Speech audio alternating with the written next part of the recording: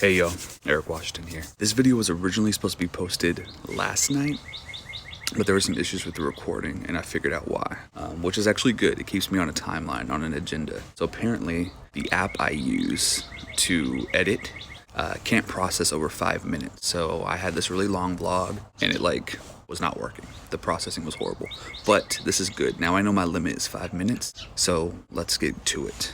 My name's Eric Washington. Life update. It is Sunday, January 31st, approximately 7:46 a.m. Great sunny day, and I'm good. I'm happy. The last time I made a video, it was during the pandemic, or the height of the pandemic, where we were all locked down.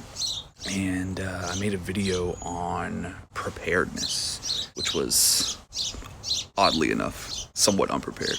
And I looked crazy. My beard was untamed, my hair was shorter, but didn't look as healthy, in my opinion.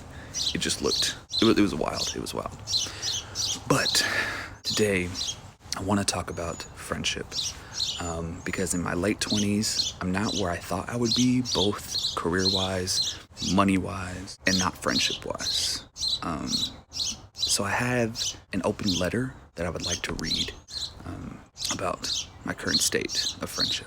Originally, this open letter was going to be about a time where I saw a family member of mine. They were in the hospital for a really major surgery. And long story short, none of their friends that they sacrificed so much for came to visit. I thought that was really crazy. That was really messed up. But maybe that one I'll talk about later, but this one's a little more timely, so I want to talk about it now. So here's the open letter. I often think about my life and the friends I made along the way.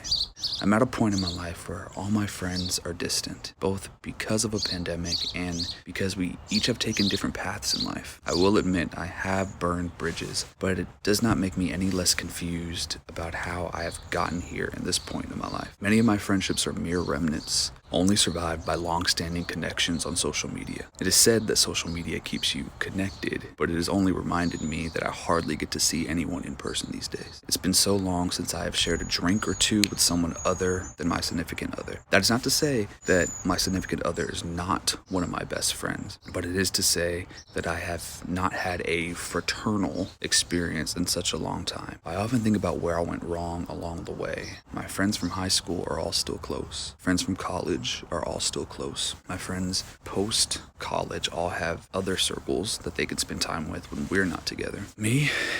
I'm just here, existing, or at least that's what it feels like. This is not to say I hate it, but I do feel like something is missing. In a world of solutions to this issue, I wonder if I am the problem. Do I have severe social anxiety that has gone undiagnosed? Or have I become a human that is bad at making connections? And most importantly, keeping them. It is said you are the average of the 5 people you spend the most time with. However, what does that mean for people who struggle to keep up with 2 or even 3 people? I was told one time that your network is your net worth. So what does that mean for people who are struggling to make ends meet? The proverbial ends meet. Are we worthless? I used to pray to be more lonesome and silent. As a kid, I always got in trouble for talking too much. The irony is I was trying to bring joy to my classroom. I was trying to be the social creature I was told we as humans were supposed to be. Maybe somewhere along the line, I was becoming overwhelming. I wonder, had I never been disciplined for trying to make connections as a kid, would I have prayed for solitude as a teenager and therefore been lonely